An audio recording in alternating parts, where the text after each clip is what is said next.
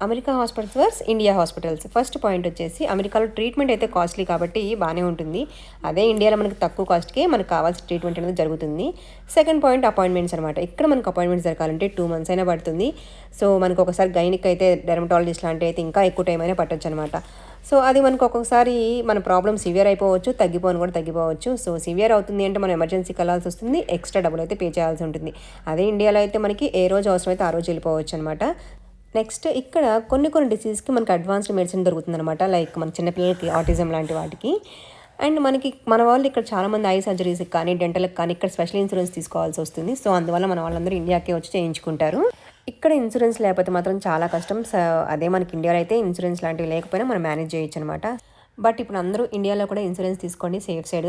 And ఇంకొక point వచ్చేసి ఇక్కడ మనకి ఎవరైనా యాక్సిడెంట్స్ జరిగితే వాళ్ళు ఏమన్నా ఎమర్జెన్సీకి వెళ్ళారు అంటే వాళ్ళని ఇన్సూరెన్స్ ఉందా, డబ్బులు ఉన్నాయని అడగరనమాట. ముందు ట్రీట్మెంట్ అనేది వాళ్ళని